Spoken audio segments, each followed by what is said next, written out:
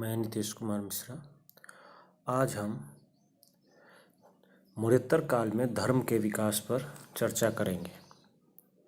मुड़त्तर काल में हम समकालीन दौर के महत्वपूर्ण धर्मों में कई प्रकार के संप्रदायों का उभरता भी देखते हैं।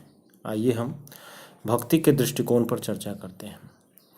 ब्राह्मण धर्म में नए दृष्टिकोण का विकास हुआ। इस दृष्टिकोण का प्रतिनिधित्व भक्ति के द्वारा होता था। इसमें व्यक्ति और ईश्वर के बीच एक नए संबंध की स्थापना का प्रयास किया गया। इन संबंधों में एक नया समीकरण उत्पन्न हुआ। इस नए समीकरण के अनुसार मुक्ति का आधार उपासक की ओर से भक्ति और ईश्वर का प्रसाद माना गया। भक्ति की संकल्पना धर्म के अधिक परिष्कृत और अधिक मानवीय रूप से को स्थापित करती है, जिससे धर्म का स्वरूप लोकोन्मुखी बन गया। यानी भक्ति की संकल्पना अधिक परिष्कृत थी और मानवीय रूप में स्थापित हुई थी। वैदिक यज्ञों एवं कर्म कांडों को पूर्ण तौर पर नकारे जाने का साक्ष्य हमें प्राप्त नहीं होता है। कमी अवश्य आती है। साक्ष्यों से जो बात स्पष्ट होती है वह इसके लोकप्रिय स्वरूप की समाप्ति से जुड़ा हुआ है। शासक वर्ग के संबंध में विशेष प्रकार के धार्मिक समारोहों में यज्ञ एवं कर्मकांडों का अभी भी महत्व था। एक ईश्वरवादी दृष्टिकोण तथा महान ईश्वर की संकल्पना का विकास भी हम इस दौर में देखते हैं। यह दृष्टिकोण उपनिषद के ब्रह्म की स्थापना से मेल खाता है। एक ईश्वरवादी दृष्टिकोण से त्रिमूर्ति की संकल्पना का विकास हुआ और इसे महान ईश्वर के तीनों रूपों की तरह स्वीकार किया गया।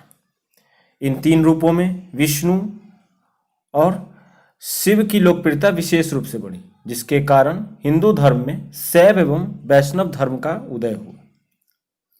गीता इस काल के नए दृष्टिकोण प्रदान करता है। गीता इस काल के नए दृष्टिकोण का प्रतिनिधित्व भी करता है। गीता में भक्ति और कर्म दोनों दृष्टिकोण को हम पाते हैं।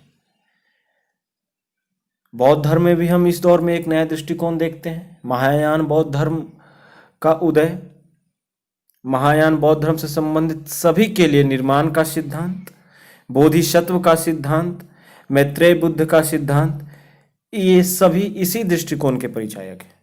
अतः महायान बौद्ध धर्म भक्तिवादी प्रवृत्ति का प्रतिनिधित्व करता है।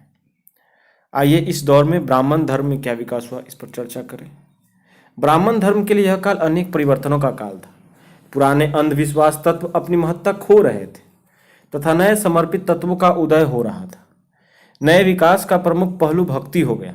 यज्ञों, अनुष्ठानों के विचारों व पुजारियों के प्रबल कार्यों ने अपनी महत्ता खो दी व ईश्वर के लिए व्यक्तिगत समर्पण व प्रार्थना नए ब्राह्मणवाद के प्रमुख आधार के रूप में सामने आए। भगवतवाद का भी इस काल में उदय हुआ। यह वह समय था जब ब्राह्मण धर्म ने नए विशेषताओं को ग्रहण किया। वह गुप्त काल में अपनी चरम पराकाष्ठा पर पहुंचा और जिसकी प्रमुख विशेषताएं अब के हिंदूवाद में भी विद्यमान है।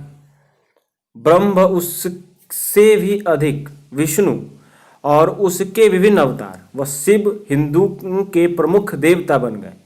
अनुष्ठानों का स्थान भक्ति ने ले लिया।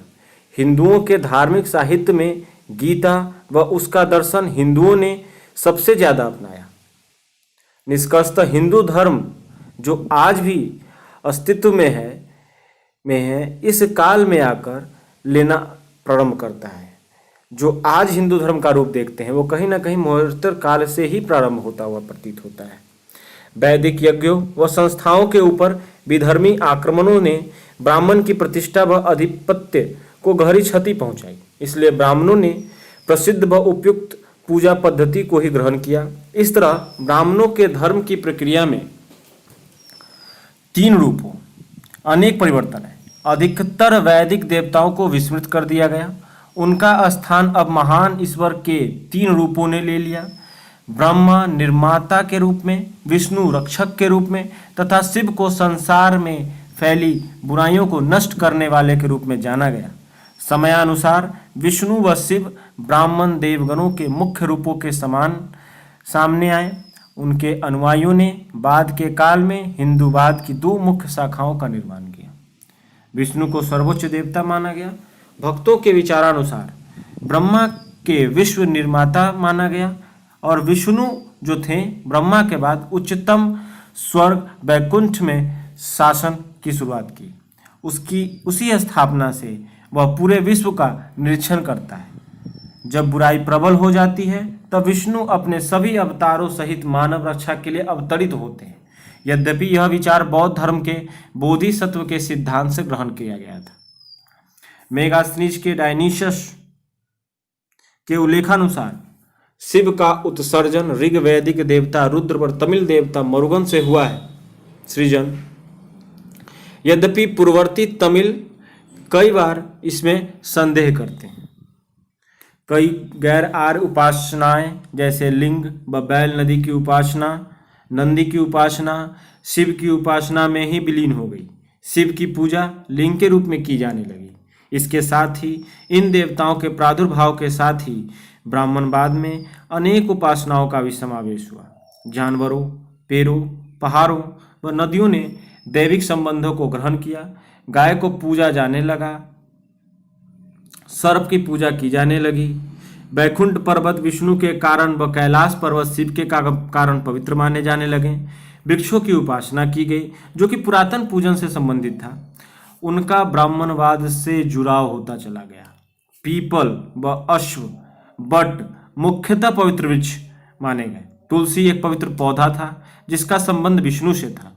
इन उल्लेखित उपासनाओं में अधिकांश की जड़ें पुरातन थी और इनका अस्तित्व आज भी हमारे जीवन में है।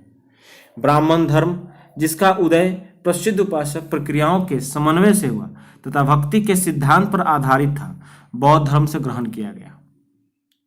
इसने यह सिखाया कि भगवान व उसके भक्तों के बीच एक संपूर्ण संबंध केवल समर्पण द्वारा ही संभव है, न कि यज्ञों इत्यादि करने के कारण। समर्पण की यह भावना विश्वास के द्वारा आती है। धार्मिक अनुष्ठानों से समर्पण की तरफ होते निरंतर परिवर्तन के बावजूद वैदिक यज्ञों को पूरी तरह से नकारा नहीं गया, परंतु अवश्य ही लोग वैदिक परंपरा से अपना संपर्क खोते जा रहे थे। वैदिक साहित्यों की पूर्व धार्मिक महत्ता कम हो गई थी तथा महाकाव्यों रामायण महाभारत से लोग जुड़ते जा रहे थे। ये महाकाव्य स्वरूप में लौकिक थे, इसलिए ब्राह्मणों द्वारा इन्हें धार्मिक स्वरूप प्रदान करने के उद्देश्य से पुनः संशोधित किया गया। इस प्रक्रिया में कई शताब्दियां लग गई और निष्कर्षतः इनके मूल सार का वास्तविक क्षेपण हो गया। सबसे महत्वपूर्ण क्षेपण गीता का था। गीता बाद में वैष्णव शाखाओं की प्रमुख मूल ग्रंथ बन गई। इस प्रकार हमने ब्राह्मण धर्म से संबंधित विभिन्न विचारों कैसे बदलाव आए इसे हमने देखा। अभी हम भागवत धर्म से संबंधित बदलाव और भागवत धर्म के उदय प्रसार के बारे में देखते हैं। परंपरा के अनुसार भागवत धर्म के प्रवर्तक वृषण वंशी कृष्ण थे, जिन्हें वासुदेव का पुत्र होने के कारण वासुदेव कृष्ण कहा जाता है। वे मूलतः मथुरा के निवासी थे। छांदोग्य उपनिषद में उन्हें देवकी पुत्र कहा गया है तथा घोर अंगिरस का शिष्य बताया गया है। कृष्ण के अनुयायी उन्हें भागवत कहते हैं। इसके कारण उनके द्वारा प्रवर्तित धर्म की संज्ञा भागवत हो गई। वासुदेव अथवा भागवत धर्म की प्राचीनता ईसा पूर्व 5वीं सदी तक जाती है। महर्षि पाणिनि ने भागवत धर्म तथा वासुदेव की पूजा का उल्लेख किया है। उन्होंने वासुदेव के उपासकों को वासुदेवक कहा। प्रारंभ में मथुरा और उसके सीमावर्ती क्षेत्र यह धर्म प्रचलित था। यूनानी राजदूत मेगास्थनीज शूरसेन, जिसे मथुरा भी कहा जाता है, के लोगों को हेराक्लीज का उपासक बताता है, जिसे तात्पर्य है कि वासुदेव से ही है। हेराक्लीज का तात्पर्य वासुदेव से है। सिकंदर के समकालीन यूनानी लेखक हमें बताने हैं कि पोरस की सेना में अपने समक्ष हेराक्लीज की मूर्ति रखकर युद्ध करती थी।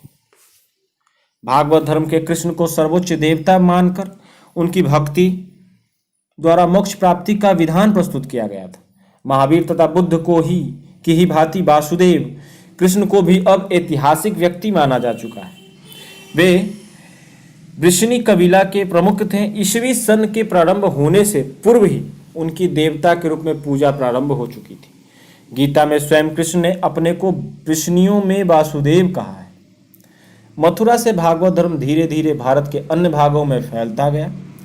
पहले इसका प्रसार उत्तर पश्चिम दक्षिण की ओर हुआ और बाद में पूर्वी भारत में यह फैला। अशोक के लेखों में इस धर्म का उल्लेख नहीं मिलता है। मौर्य काल के पश्चात यह धर्म मध्य भारत में अत्यधिक लोकप्रिय हो गया। शुंगों के काल में इस धर्म का विकास हुआ तथा विदेशी भी इसे ग्रहण करने लगे। पुरातात्विक प्रमाणों से भी हमें इस धर्म की लोकप्रियता का प्रमाण मिलता है। भागवत धर्म से संबंधित प्रथम प्रस्तर स्मारक विदिशा बेसनगर का गरुड़ स्तंभ है। इसमें पता चलता है कि तक्षशिला के यवन राजदूत हेलियोडोरस ने भागवत धर्म ग्रहण किया तथा इस स्तंभ की स्थापना करवाकर उसकी पूजा की थी। इस पर उत्कीर्ण लेख में हेलियोडोरस को भागवत तथा वासुदेव को देववास अर्थात देवताओं का देवता कहा है। यह इस बात का सूचक है कि ईसा पूर्व दूसरी शताब्दी तक समाज में वासुदेव को सर्वोच्च देवता मानकर उनकी उपासना की जाने लगी थी। बेसनगर से ही प्राप्त एक अन्य लेख में भागवत की उपासना में मंदिर तथा गरुड़ ध्वज बनवाए जाने का वर्णन मिलता है। राजस्थान के घोसुंडी से प्राप्त लेख में एक अनुयायी द्वारा भागवत की पूजा के निमित्त शिला प्रकार बनाए जाने का उल्लेख मिलता है। यह लेख ईसा पूर्व प्रथम शताब्दी का है। इससे सूचित होता है कि इस समय तक राजस्थान में भागवत धर्म लोकप्रिय हो चुका था।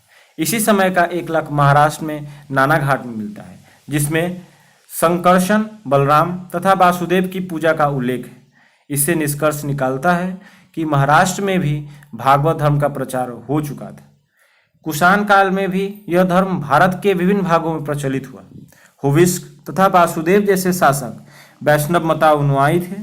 इसी समय भारत में मूर्ति पूजा का प्रचलन हुआ और यह भागवत धर्म का अभिन्न अंग बन गया। यद्यपि इसके पूर्व इसके मूर्ति पूजा के साहित्यिक उल्लेख छिटपुट रूप में मिलते हैं। इस प्रकार मौर्योत्तर काल में धर्म के विकास के रूप में हमने ब्राह्मण धर्म में शैव या ब्राह्मण धर्म के विभिन्न संप्रदायों में किस प्रकार विकास आ रहा था, ब्राह्मण धर्म में किस प्रकार बदलाव आ रहा था और भागवत धर्म के उदय के बारे में चर्चा की है।